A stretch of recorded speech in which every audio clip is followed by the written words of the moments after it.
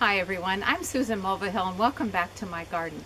When springtime gets here, do you freak out because you know you need to prune your rose bushes? I used to because I really wasn't too sure what I was doing. But over the years, I have learned a lot of tips as far as which branches to prune out first. And once you get that out of the way, it's really not all that hard. I have some photos of problems that you might see in your rose bushes so you know what to remove. And then also, I'm standing next to this old English rose that needs some serious pruning. So I'm going to tackle that with my pruners and my loppers, and then I'll show you how it looks afterwards. The first thing I remove are the broken canes, which are what you call branches on a rose. This one was probably broken by a deer or moose. Next, I prune out any dead canes. See that black cane near the middle of the screen? It is dead and should be cut back to where it emerges from the main cane or the ground. This rose has canes that are growing along at ground level, so they need to come off. You want your rose bushes to have sort of a vase shape and not be sprawling along the ground.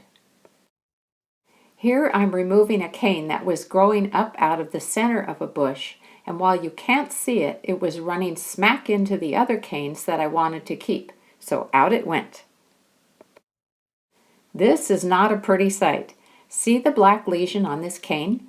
Nothing from that point out to the tip of the cane will grow, so I need to remove that cane. I trace the cane back toward the base of the plant to see if there are any other lesions lower on the stem. Once I'm back to normal looking growth, I prune off from that point out.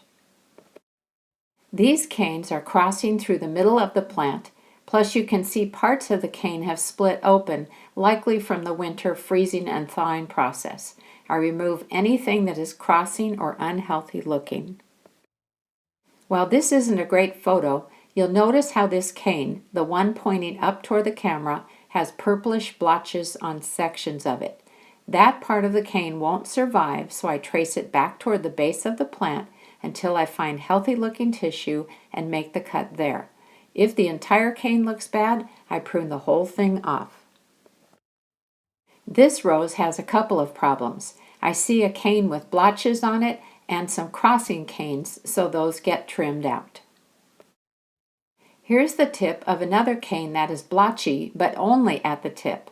After checking to make sure the rest of the cane looked okay, which it did, I pruned off the tip to an outward-facing bud. Here are more crossing canes, so I removed the offending ones.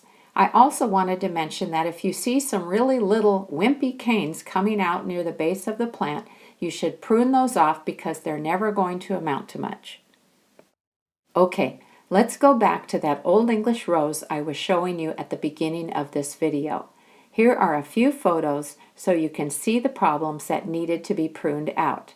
First of all, it was a thicket, so needed some thinning anyway.